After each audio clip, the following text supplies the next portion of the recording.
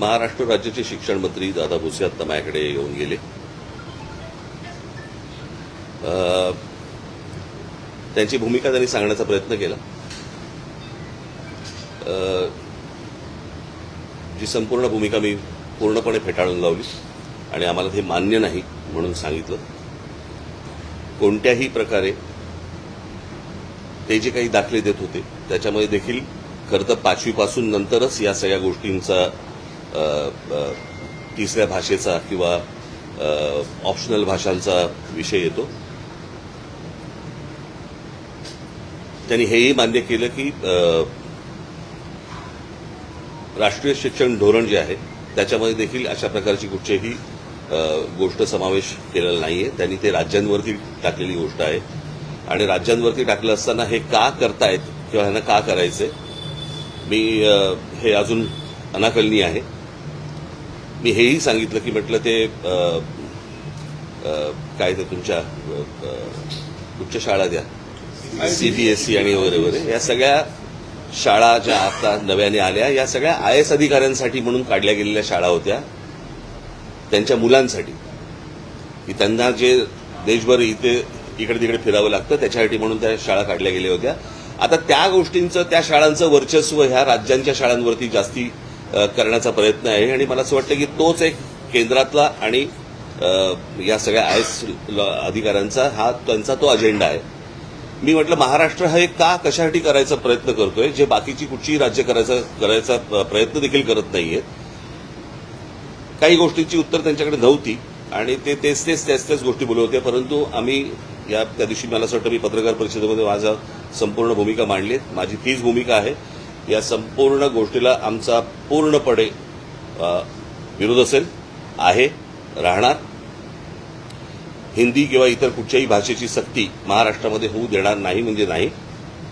आणि या गोष्टींसाठी म्हणून मी सर्व पक्षांना आवाहन करतोय की येत्या 6 जुलैला गिरगाव चौपाटीवरून मोर्चा काढायचा निर्णय आम्ही घेतलेला आहे. त्या संपूर्ण मोर्चामध्ये कुठेही कोणताही झेंडा नसेल. तो संपूर्ण मोर्चा हा मराठी माणसाचा असेल. त्या मोर्चाचं नेतृत्व मराठी माणूस करेल. आम्ही जे शिक्षण तज्ज्ञ आणि जे इतर भाषा तज्ज्ञ आणि इतर जे साहित्यिक आणि इतर जे लोक आहेत यांच्याशी देखील आम्ही बोलणार आहोत. माझं पत्र त्यांना जाणार आहे. सर्वांना त्या मोर्चाला आम्ही तिथे बोलवणार आहोत. सर्व पालकांना आम्ही आमंत्रण देत आहोत. सर्व विद्यार्थ्यांना आम्ही आमंत्रण देत आहोत. सरकारला एकदा कळू देत की महाराष्ट्राच्या मनात काय आहे ते. आणि महाराष्ट्राने संपूर्ण ताकद मला असं वाटतं 6 जुलै रोजी सकाळी 10 वाजता गिरगाव चौपाटीवरनं हा मोर्चा निघेल. सरकारला ही गोष्ट कळावी. रविवार एवढ्यासाठी निवडलाय कारण विद्यार्थ्यांना आणि पालकांना यायला जमेल म्हणून आणि त्याच्यासाठी म्हणून रविवार हा निवडलेला आहे. बाकीच्या राजकीय पक्षांशी देखील मी चर्चा करणार आहे. त्यांच्याशीही मी बोलणार आहे आणि सर्वांनी मला असं वाटतं महाराष्ट्रातल्या प्रत्येकाने याच्यामध्ये सामील व्हावं. कारण हा जो कट आहे याला कटच म्हणेन मी. महाराष्ट्राचं मराठीपण हे घालवण्याचा जो कट आहे हा उद्ध्वस्त करण्यासाठी मला असं वाटतं तमाम सर्व मराठी बांधवांनी भगिनींनी मातांनी त्या विद्यार्थ्यांनी सर्वांनी त्या मोर्चामध्ये सहभागी व्हावं अशी माझी त्यांना सर्वांना विनंती आहे. इथे कोणताही झेंडा नसेल. फक्त मराठी हा एक अजेंडा असेल आणि त्या अजेंड्यासाठी म्हणून सर्वांनी महाराष्ट्रातल्या तमाम मराठी बांधवांनी या मोर्चामध्ये सामील व्हावं आणि सरकारला दाखवावं सांगावं. आज मोठे साहित्यिक आपले एलकुंचवार यांनी देखील विरोध दर्शवला. सर्वजण विरोध दर्शवत आहेत आणि अशा वेळेला मला हेही बघायचंय की कोण कोण त्या मोर्चामध्ये सामील होत आहेत. इतर राजकीय पक्षांच्या व्यतिरिक्त इतर कोण कोण सामील होत आहेत आणि कोण येणार नाहीत हेही मला बघायचंय. म्हणजे नुसते तोंड देखले बाकीचे नुसते बोलत असतात. मला असं वाटतं ही अत्यंत महत्वाची लढाई आहे. महाराष्ट्राच्या दृष्टिकोनातनं मराठी माणसाच्या दृष्टिकोनातनं ही खूप महत्वाची लढाई आहे आणि या लढाईमध्ये संपूर्ण महाराष्ट्राने उतरावं असं मी महाराष्ट्राला आवाहन करीन. 6 तारखेला सकाळी 10 वाजता गिरगाव चौपाटीवरून हा मोर्चा निघेल. बाकीच्या सगळ्या राजकीय पक्षांशी माझी चर्चा होईल. उद्धव ठाकरेंनी देखील एक पत्रकार परिषद घेतली. त्यांची देखील भूमिका स्पष्ट आहे की या मुद्द्याला त्यांचा विरोध आहे. आपण सर्व पक्षीयांना, सर्व मराठी जनांना आवाहन करणं स्वाभाविक त्यांचाही पक्ष आहे. तुम्ही त्याबद्दल काय सांगाल? त्यांनाही आवाहन कराल का? कारण एकच महाराष्ट्रातले राजकीय पक्ष म्हटलं आल्यानंतर ते पण आलेच ना, त्यांच्याशीही बोलणार, त्यांच्याही लोकांशी बोलणार, आमची माणसं त्यांच्याशी लोकांशी बोलणार. तुम्हाला आठवत असेल की ज्याच्यावरती इतके दिवस जे तुमचं जे चालू होतं ना सगळं, ते माझं वाक्य आपण लक्षात घ्या, कुठच्याही वादा आणि भांडणापेक्षा महाराष्ट्र मोठा आहे. हे तुम्हाला वाक्य तुम्हाला 6 तारखेला कळेल.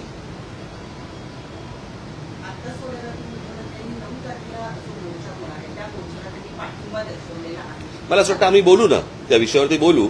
रविवार एवढ्यासाठी आहे, सगळ्यांना येणं सोपं जातं आणि सरकारला महाराष्ट्राची ताकदही दिसायला सोपी जाते. मी सहज काही 6 तारीख अशीच काही गंमत म्हणून निवडली नाहीये. रविवार आहे, शाळा बंद असतात, विद्यार्थ्यांना यायला शक्य होतं, पालकांना यायला शक्य होतं, इतर सगळ्यांनाच येणं शक्य होतं आणि म्हणून तो रविवार निवडलेला आहे. मला असं वाटतं आपण तेच बोलतोय. साहेब, स्वरूप काय असणार आहे? कारण यापूर्वी सुद्धा तुम्ही आझाद मैदानपर्यंत एक मोर्चा पायी काढलेला होता. गिरगावपासून आपण कसा हा मोर्चा निघणार आहे, कुठे जाणार आहे? मंत्रालय असेल, आझाद मैदान. आझाद मैदान. तुम्ही एक वाक्य आता बोललात की जे येणार आहे तेही मला बघायचं आहे, जे येणार नाहीये त्यांनाही मला बघायचं आहे. याचा थोडासा तुम्ही कोणाला इशारा देऊ पाहताय? काय सांगण्याचं तात्पर्य आहे? नाही, अनेक लोक ज्यावेळेला इतर तुमच्या माध्यमातून मराठी या विषयावरती बोलत असतात, कळलं का, पण ऐन मोक्याच्या वेळेला येत नाहीत, अशी लोक मला बघायची आहेत ना. मग त्याच्यामध्ये अनेक कलावंत पण असतील. कलावंतांचा मुद्दा आहे म्हणून माध्यमातून, सोशल माध्यमातून किंवा जनमानसामध्ये काही कलाकार व्यक्त होतात, काही साहित्यिक व्यक्त होतात. पण ज्या पद्धतीने महाराष्ट्रात या सगळ्या मुद्द्यावरती कलाकार, साहित्यिक व्यक्त व्हायला होतील. मला असं वाटतं माझं बोलणं झाल्यावरती होतील. त्या दिवशी आषाढी एकादशी पण आहे, काही विशेष विठ्ठलाला साकडं घालू, सरकारला सुबुद्धी देऊ. साहेब, दादा भोसले आपण काल सांगितलं की नॅशनल क्रेडिट फ्रेमवर्क जे आहे त्या गुणवत्तेसाठी आम्ही हा निर्णय पाहतो हे सांगितलं. त्याच्यावरती मी त्यांना सांगितलं की त्याच्यामध्ये स्विमिंग पण येतं, त्याच्यामध्ये सायकलिंग पण येतं, त्याच्यामध्ये इतर पण गोष्टी येतात. भाषा सोडून तुम्ही कुठची गोष्ट आणायचा प्रयत्न करा, आमचा पाठिंबा असेल. जर त्या वयामध्ये मुलं जर समजा स्विमिंग शिकली किंवा इतर ऍक्टिव्हिटीज जर समजा ते शिकले तर चांगली गोष्ट नाही का? भाषेचं बंधन का आणताय? ह्याच्या मागे लॉजिक काय आहे? समजा पहिलीच्या मुलांना जर समजा तुम्ही सामूहिकरित्या जर समजा स्विमिंग शिकवलं तर चांगली गोष्ट आहे ना. तुमच्या काय ते रेटिंग प्रमाणे तुम्हाला काय करायचंय ते इतर गोष्टी शिकवा. म्हणजे आता जे गोष्ट सांगताय ती त्यांच्या GR मध्ये आहे का? त्याच्यामध्ये फक्त भाषा आहे.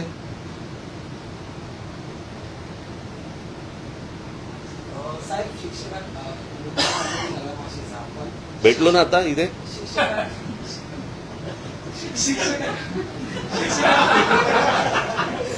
भाषेचा मुद्दा आहे, पण शिक्षकांचा तुटवडा नेहमी जाणवतो. आता ते पण त्यांना सांगितलं. निवडणुकीत शिक्षकांना ते पण त्यांना मी सांगितलं. आता सांगतायत ते की 10,000 शिक्षक आम्ही भरती करणार.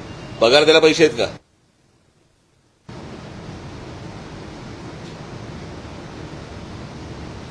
आता जवळपास 90,000 कोटीची कॉन्ट्रॅक्ट ज्यांना दिलेली आहे ते कॉन्ट्रॅक्टर बोंबलतात की आम्हाला अजून पैसे नाही दिले. मला कळलं नाही की ज्या वेळेला महाराष्ट्रामध्ये एवढे प्रश्न आहेत, इतके विविध प्रकारचे प्रश्न आहेत, आपल्याकडे पूल पडतायत, आपल्याकडे अजून चांगले रस्ते होत नाहीयेत, अनेक गोष्टी आहेत, शिक्षणामधल्या अनेक गोष्टी आहेत, ह्या सगळ्या सोडून आपण भाषेवरती काय येतोय? मी मगाशी यांच्याशी बोलताना असं म्हटलं की कुठची तरी मोठी गोष्ट ही लपवण्यासाठी म्हणून दुसरीकडे लक्ष वेधण्याचा प्रयत्न होतोय की काय, असा संशय यावा अशी परिस्थिती आहे. मला काय राज्यामध्ये चालू आहे मला काही कल्पना नाही. मला हे माझ्याकडे आता इथे एक कागद आलाय. हे सगळं महाराष्ट्रातच का घडू शकतं? JNPT मध्ये भरती आहे आणि त्या JNPT मध्ये भरती असताना त्याचे इंटरव्ह्यूज हे अदानी पोर्टला चालू आहेत.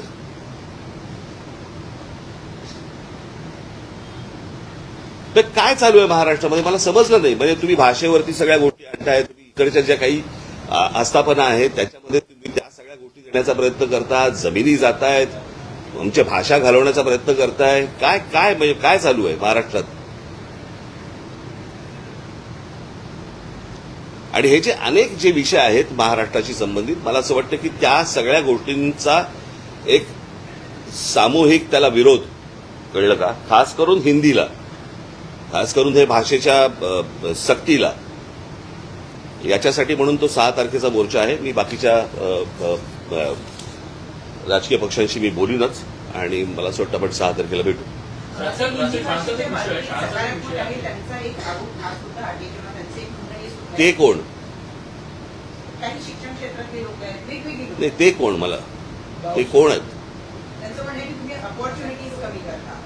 कसल्या अपॉर्च्युनिटी? हिंदी भाषा असं काय हिंदीमध्ये ठेला टाकायचंय? म्हणजे काय करायचंय? का डायरेक्ट आता 1ली ते 5वी हिंदी घेतलं की लगेच हिंदी चित्रपट सृष्टीमध्ये आम्हाला काम मिळणार आहे? काय आहे तुमचं? काय वाकडं झालं?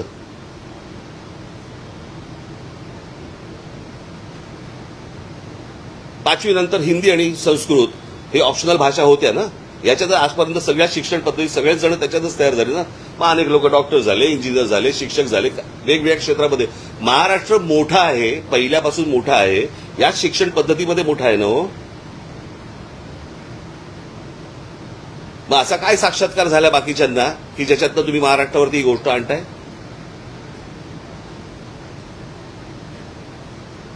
पाचवी नंतर हिंदी घेऊन, मला असं वाटतं हिंदी घेऊन म्हणण्यापेक्षा हिंदी ऑप्शनल असताना हिंदी संस्कृतमध्ये शिकून दादा भुसे झाले का शिक्षण मंत्री? मग विचारलं होतं त्या काय क्रेडिट रेटिंगमध्ये दादा भुसे स्विमिंग येतं का म्हणून?